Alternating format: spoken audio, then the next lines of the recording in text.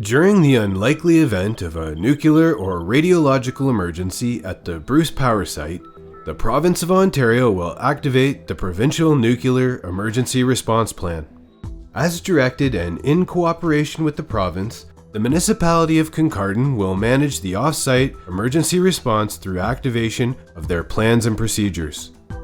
Our aim in any emergency situation is to reduce the risk to people, property, and the environment, with the primary focus being on preserving and protecting life safety.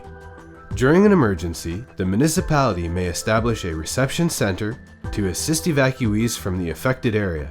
The services provided at the reception center are those considered necessary to meet the basic needs of individuals who have been displaced by the emergency. The Kincardine Davidson Center has been designated as the primary reception evacuee center. Due to the nature of the incident, monitoring and decontamination units, also known as the MDU, will be established. Bruce Power is responsible for the operation of the MDU, including providing the equipment and trained staff. A number of other organizations are involved in the operation of the center, such as the Canadian Red Cross, Salvation Army, St. John Ambulance, and other supporting agencies.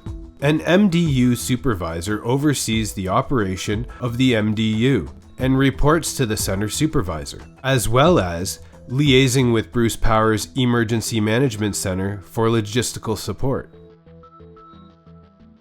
As evacuees arrive at the center, MDU staff conduct vehicle monitoring.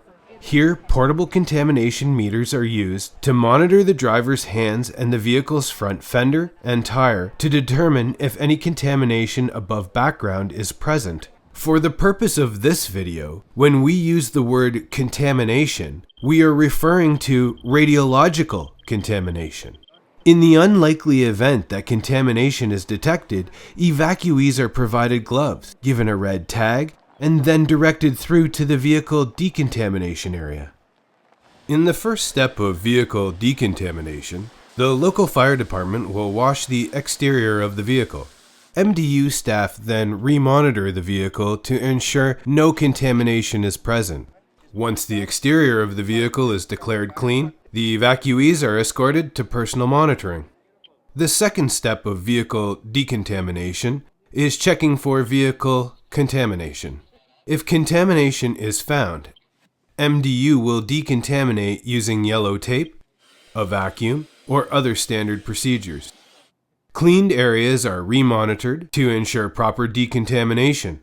The red tag is removed from the vehicle once declared clean and is moved to a clean parking area. Can I get your name first? Evacuees arrive at personal monitoring and undergo full body monitoring by MDU staff.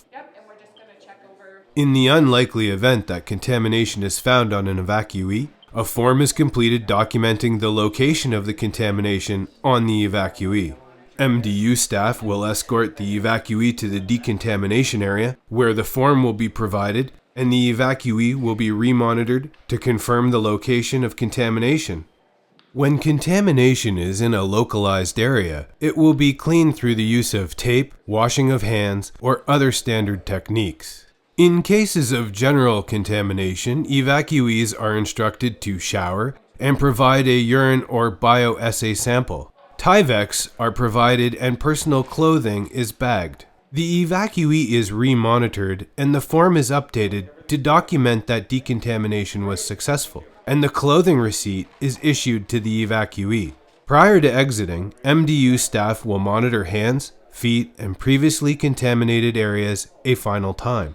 Single-use blue sticky mats ensure no cross-contamination occurs from the MDU area to the rest of the reception evacuee center.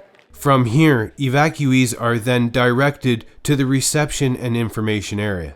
During the operation of the MDU, staff ensure through routine monitoring that no cross-contamination has occurred.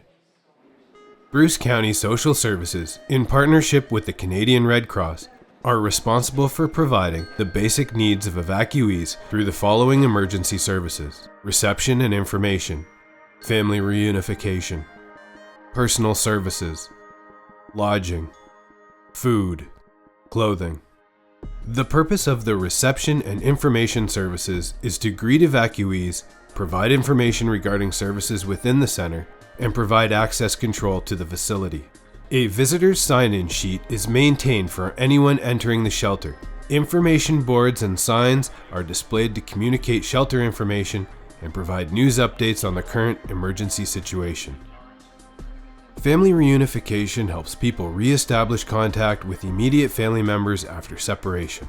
Responders record the details of each client, which are then used to identify specific needs for shelter, clothing, food, medication, and special requirements. Evacuees can inquire about loved ones and receive information about services available to them during the emergency. Once registered, the evacuee is directed to the other services in the shelter. Personal Services offers temporary care for unattended children and dependent elderly. This service also provides or arranges for the provisions of personal items such as hygiene kits and offers emotional support. Lodging is provided to persons that cannot return home and cannot find alternate accommodations. Evacuees sign in and are briefed on shelter policies and what is available to them. Evacuees are provided bedding. Food is provided to evacuees, emergency workers, and volunteers through various means, which may include vouchers, catering services, or by partnering with another agency, such as the Salvation Army. Clothing may be provided through purchasing, vouchers, or by partnering with another agency, such as the Salvation Army. First aid is provided by St. John Ambulance. Medical first response volunteers are prepared to provide on-site first aid for minor injuries, or to stabilize more serious cases for EMS transport.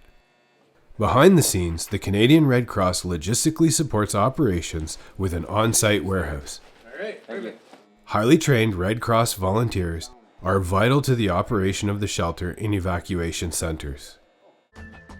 Routine review and assessment are critical components of the development and maintenance of emergency plans and procedures for all organizations. Validation of the effectiveness of these plans is achieved through annual drills, exercises, and training.